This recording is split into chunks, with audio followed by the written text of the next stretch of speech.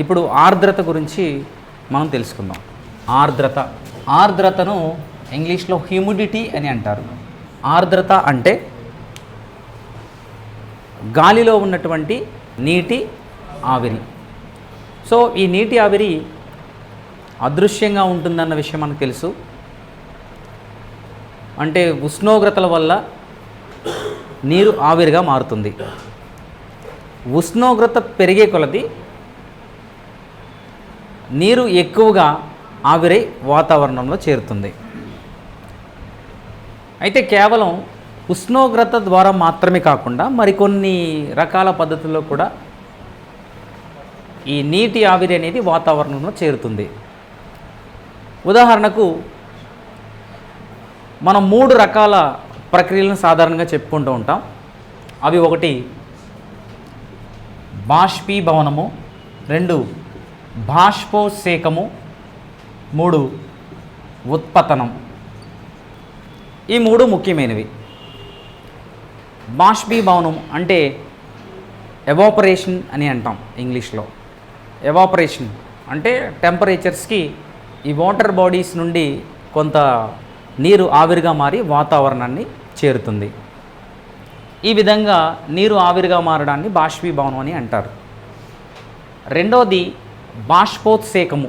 బాష్పోత్సేకము అంటే వృక్షాలు కొంత నీటిని ఆకుల ద్వారా వాతావరణంలోకి నీటిని విడుదల చేస్తాయి. దీనిని బాష్పోత్సేకము అని అంటారు. ఇక మూడవది ఉత్పతనం.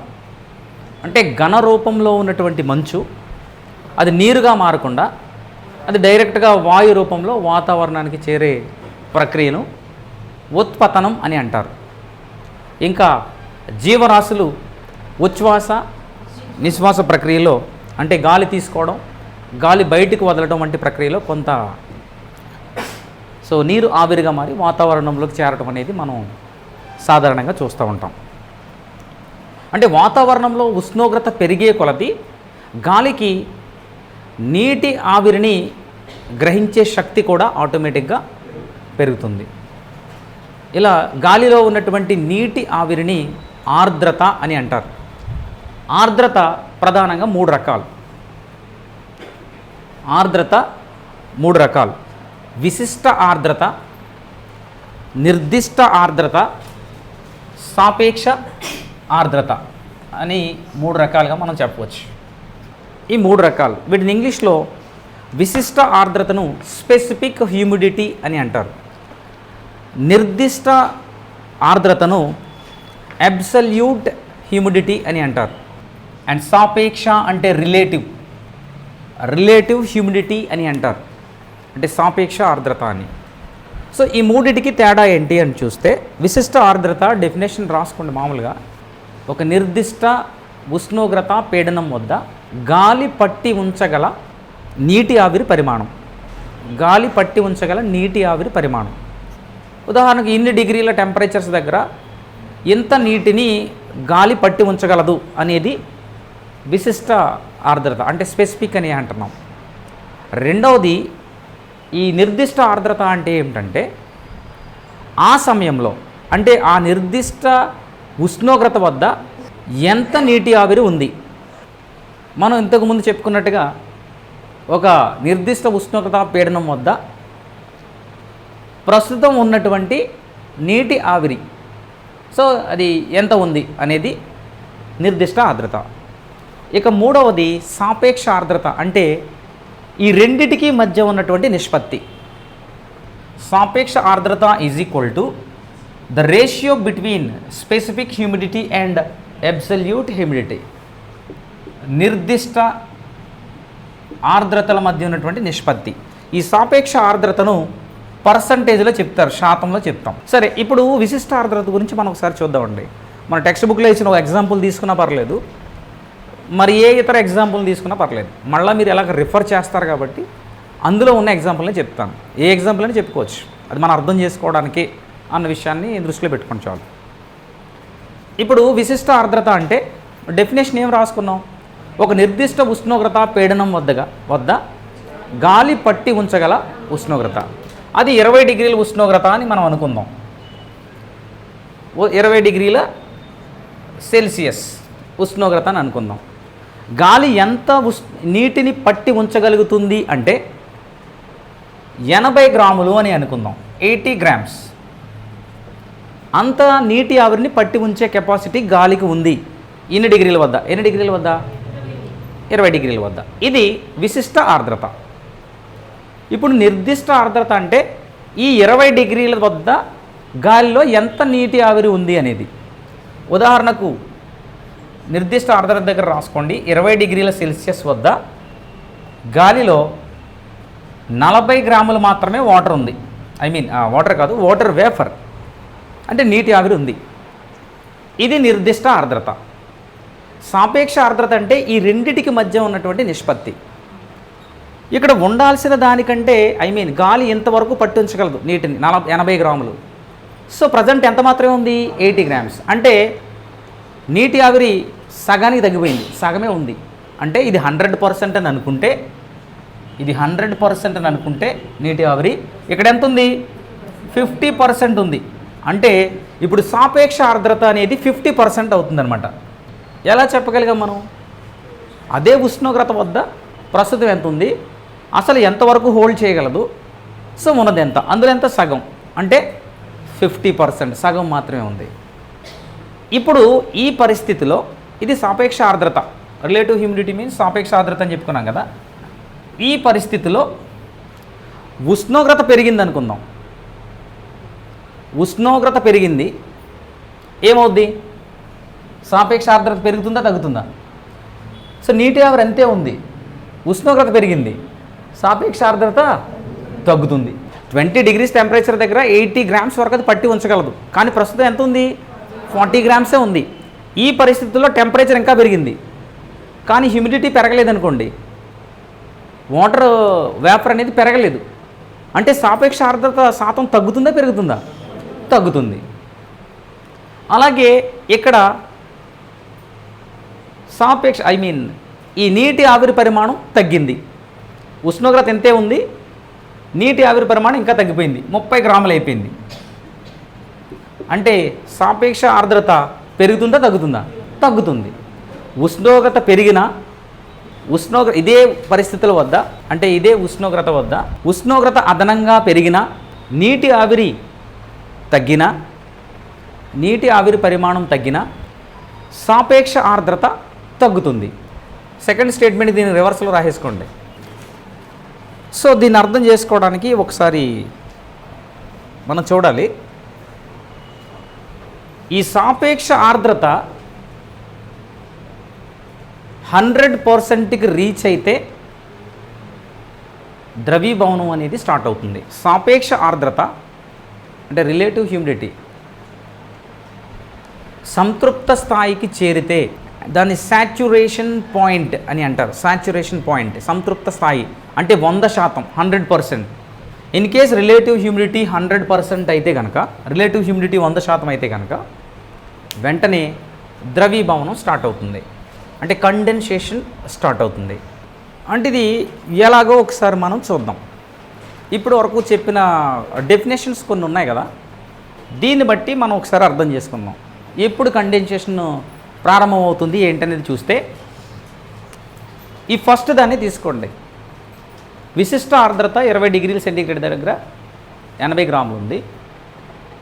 సో నిర్దిష్ట ఆర్ద్రత కూడా 80 గ్రాములే ఉంది అని అనుకోండి. మామూలుగా నిర్దిష్ట ఆర్ద్రత కూడా ఎంత ఉంది? 80 గ్రాములే ఉంది అని అనుకోండి. అంటే ఇప్పుడు రిలేటివ్ హ్యూమిడిటీ ఎంత ఉంటుంది? సో 100% ఉంటుంది. ఒకవేళ ఇలా కాకపోయినా, ఇది ఇంతే ఉండి లేకపోతే 60 ఎంతో ఉన్నా టెంపరేచర్స్ తగ్గితే ఇది పెరుగుతుంది. ఏది? రిలేటివ్ హ్యూమిడిటీ అనేది పెరుగుతుంది. దానికోసం ఇదే ఫిగర్ని తీసుకుందాం. 20 డిగ్రీల దగ్గర 80 గ్రాములు ఉంది, ఇది 100% అని అనుకుందాం, రిలేటివ్ హ్యూమిడిటీ అని అనుకుందాం. ఇప్పుడు టెంపరేచర్ తగ్గిపోయింది, 15 డిగ్రీస్ తగ్గిపోయింది. ఎక్కడ నిర్దిష్ట ఆర్ద్రత వద్ద టెంపరేచర్ తగ్గిపోయింది. ఇది పైదాన్ని వదిలేయండి, ఇంకా దీన్ని తీసుకోండి. ఇది ఉంచాల్సింది, పట్టి ఉంచాల్సింది, అది వదిలేసేయండి. ఇంకా ఇది తీసుకుందాం. 20 degrees దగ్గర 80 grams, ఇది సంతృప్త స్థాయి, సాచురేషన్ పాయింట్ అని అంటారు. ఇప్పుడు 15 degreesకి తగ్గింది టెంపరేచర్ తగ్గిందంటే ఈ రిలేటివ్ హ్యూమిడిటీ పెరుగుతుందా తగ్గుతుందా? రిలేటివ్ హ్యూమిడిటీ ఆటోమేటిక్గా పెరుగుతుంది. యాక్చువల్గా ఇందాక లెక్క ప్రకారం 20 degrees దగ్గర 80 grams అని అనుకుంటే దాని ప్రకారం 4 20 80 కదా, 4 20 80 అలా అనుకోండి. ఇప్పుడు 3 5 15 కదా, 3 20 60 అనుకోండి. 60 grams ఉంటే సరిపోతుంది మామూలుగా మనం అర్థం చేసుకోవడమే. 15 degrees దగ్గర 60 grams ఉంటే అది కరెక్ట్గా ఎంతైతే గాలి పట్టి ఉంచగలుగుతుందో నీటి ఆవిరిని అంత ఉన్నట్టు. కానీ ఇప్పుడు 15 degrees Celsius దగ్గర ఎంత నీటి ఆవిరి ఉంది? 80 grams ఉంది. అంటే అదనంగా ఎంత చేరింది? 20 grams చేరింది. ఒక ఉదాహరణ ప్రకారం మనం చూస్తే అదనంగా ఉన్నటువంటి ఈ 20% వాటర్ వేపర్ అనేది నీటి ఆవిరి అనేది ద్రవీభవనం చెందుతుంది. అంటే కండెన్సేషన్ జరుగుతుందన్నమాట. అంటే చిన్న చిన్న నీటి బిందువులుగా అది ఫామ్ అవటం అనేది జరుగుతుంది. అది ఎక్కడ జరుగుతుంది? ఎప్పుడైతే ఈ సాపేక్ష ఆర్ద్రత 100% రీచ్ అయిందో వెంటనే జరిగే ప్రాసెస్ ఏంటండి? కండెన్సేషన్ అనేది స్టార్ట్ అవుతుంది. దీనిని కండెన్సేషన్ స్టార్ట్ అవ్వాలంటే 100% రిలేటివ్ హ్యూమిడిటీ ఉండాలి. దానిని డ్యూ పాయింట్ అని అంటాం సాధారణంగా, తుషార స్థాయి. అంటే అంతకంటే టెంపరేచర్స్ తగ్గిన వెంటనే ఏమవుతుందన్నమాట? కండెన్సేషన్, ద్రవీభవనం అనే ప్రాసెస్ జరుగుతుంది. ఈ నీటి ఆవిరిగా ఉన్నటువంటి ఈ నీరు దుమ్ము ధూళి కణాలు వాటితో కలిసి, పరమాణువులు లాంటి వాటితో కలిసి చిన్న చిన్న నీటి బిందువులుగా మారడం అనే ప్రాసెస్ని మనం ద్రవీభవనం అనేసి అంటారు. దీన్ని అర్థం చేసుకోవడానికి ఒకసారి చూడండి. బాగా చల్లటి నీటిని మనం ఒక గ్లాసులో పోసాం అనుకోండి, బాగా చల్లగా ఉంది నీరు, లేదా కూల్ డ్రింక్ మనం ఫ్రీక్వెంట్గా తాగుతూ ఉంటాం కదా, ఒక స్టీల్ గ్లాసులో పోసి లేకపోతే ఏదో గ్లాసులో పోసి ఇక్కడ పెట్టారు. మీరు కొద్దిసేపు అలా ఉంచిన తర్వాత దాన్ని ఇలా పట్టుకున్నారు గ్లాసుని, ఏమవుతుంది? ఏం కారుతుంది? వాటర్ కారుతుంది. అది ఎక్కడి నుంచి వచ్చింది? అంటే లోపల ఉన్నటువంటి డ్రింకు ఈ గ్లాస్ నుండి బయటకు వచ్చిందా? ఎస్. దాన్ని ఇక్కడ లింక్ చేసుకోవచ్చు, అందుకే ఎగ్జాంపుల్ చెప్తా. ఎస్. ఎప్పుడైతే రిలేటివ్ హ్యూమిడిటీ అనేది సంతృప్త స్థాయిని చేరిందో, 100% రీచ్ అయిందో, వెంటనే ద్రవీభవనం అనేది జరుగుతుంది. ఇక్కడ కూడా చూడండి, మన శరీర ఉష్ణోగ్రతకు మనం ఎలా పట్టుకున్న వెంటనే అదేమవుతుందన్నమాట? నీరుగా క్రిందికి కారిపోతుంది. అంటే కండెన్సేషన్ అది, ఆ ప్రాసెస్ అనేది. ఒకసారి అంటే చుట్టూ ఉన్నటువంటి గాలిలో ఉన్నటువంటి తేమ అంతా కూడా అక్కడ చేరిందనమాట. అది ఆ నీటి బిందువులుగా మారి జారటం అనేది మనం గ్లాస్ ద్వారా గమనించవచ్చు. అంటే దీనికి అప్లై చేసి అర్థం చేసుకుంటే అది ఈజీ. ఇక్కడ కన్ఫ్యూజ్ అవసరం లేదు. విశిష్ట ఆర్ద్రత అంటే ఒక నిర్దిష్ట ఉష్ణోగ్రత పీడనం వద్ద గాలి ఎంతైతే నీటి ఆవిరిని పట్టి ఉంచగలుగుతుందో అంతకు మించి పెరిగిందనుకోండి, గాలి పట్టుకోలేదనమాట. రెండవది నిర్దిష్ట ఆర్ద్రత అంటే ఎస్, ఆ సమయంలో ఎంత అయితే ఉందో అది. ఈ రెండిటికి మధ్య ఉన్నటువంటి నిష్పత్తినే సాపేక్ష ఆర్ద్రత అంటారు. సాపేక్ష ఆర్ద్రత 100% చేరితే అదనంగా ఉన్నటువంటి ఈ నీటి ఆవిరి ద్రవీభవనం చెందుతుంది. ఇలా ద్రవీభవనం చెందినప్పుడు ఈ నీటి ఆవిరి చిన్న చిన్న నీటి బిందువులుగా మారి కొన్ని వేల లక్షల నీటి బిందువులు కలిసి మేఘాలుగా మారతాయి. జలచక్రం అనే టాపిక్లో మనం ఈ విషయాలన్నీ వరుసగా చెప్పుకుంటాం. బాష్పీభవనం తర్వాత ద్రవీభవనం జరుగుతుంది. ద్రవీభవనం జరిగిన తర్వాత ఈ మేఘాలు అనేవి ఫామ్ అవుతాయి. అక్కడి నుంచి మేఘాలు అలా రవాణా చేయబడతాయి, భూభాగం వైపు లేకపోతే సముద్రాల వైపు రవాణా చేయబడతాయి అనేది మనం అక్కడ జలచక్రంలో చూస్తాం. ఇక్కడ చూడండి, చిన్న చిన్న నీటి బిందువులు మేఘాలుగా మారుతాయి కదా. అయితే ఈ మేఘాలను అవి ఎంత ఎత్తులో ఉన్నాయి, ఏ విధంగా ప్రయాణిస్తున్నాయి అన్నదాన్ని బట్టి కొన్ని రకాలుగా పేర్కొనవచ్చు. అంటే అవి ఏర్పడినటువంటి ఎత్తును బట్టి వాటిని ప్రధానంగా కొన్ని కేటగిరీల కింద విభజించడం జరుగుతుంది. బాగా ఎత్తులో ఉండే మేఘాలు ఫస్ట్ మామూలుగా అందులోకి ఏమేమి వస్తాయి అనేది ఒకసారి రాసుకోవచ్చు. అంటే రఫ్గా 5 నుంచి 13 కిలోమీటర్ల ఎత్తులో సాధారణంగా ఉండొచ్చు. ఈ 5 నుంచి 13 కిలోమీటర్ల ఎత్తులో ఉండే మేఘాల్లో ప్రధానమైనవి సిర్రస్ మేఘాలు, 2 మధ్య స్థాయిలో ఉండేవి. సో ఇవి సాధారణంగా 2 నుంచి 7 కిలోమీటర్ల మధ్యలో ఉండొచ్చు. Altostratus, నింబో stratus.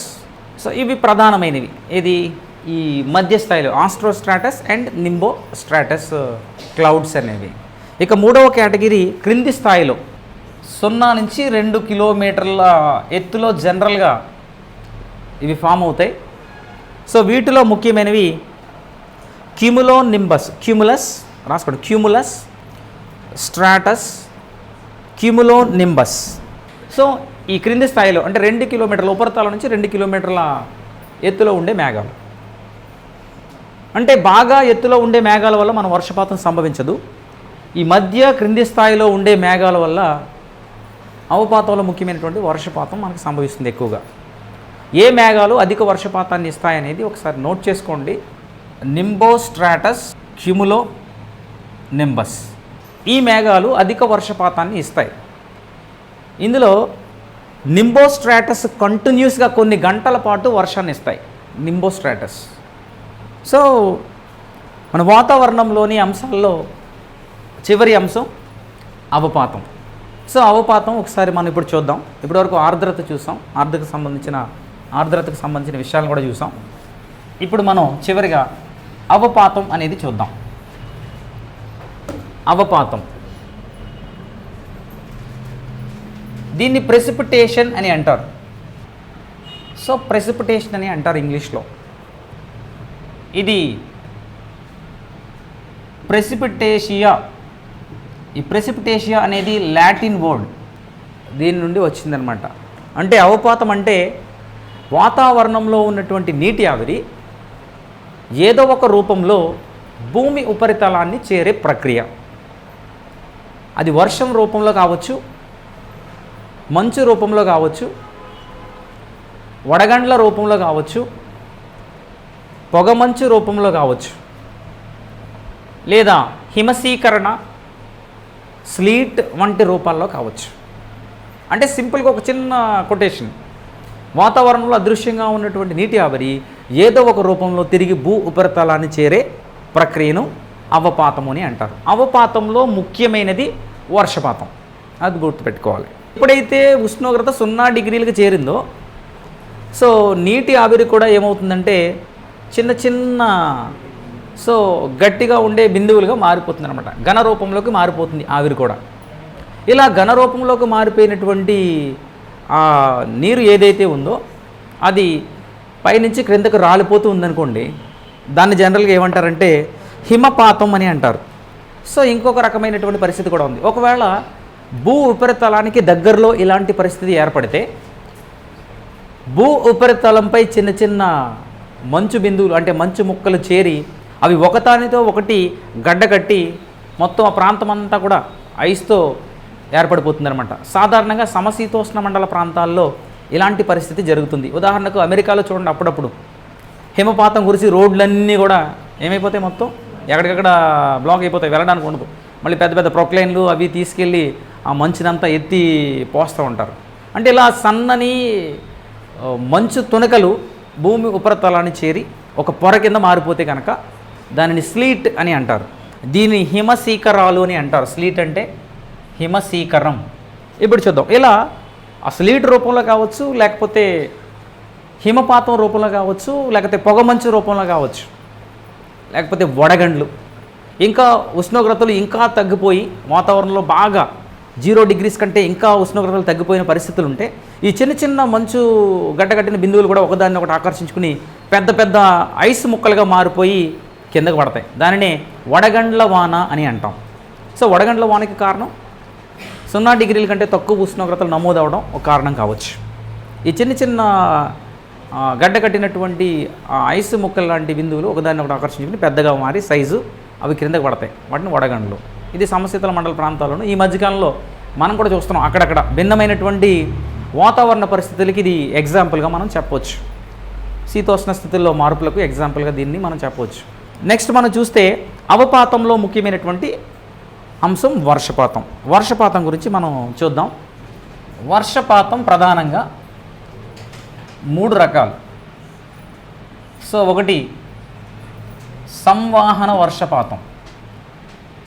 వర్షపాతం, 2 పర్వతీయ వర్షపాతం, 3 చక్రీయ వర్షపాతం.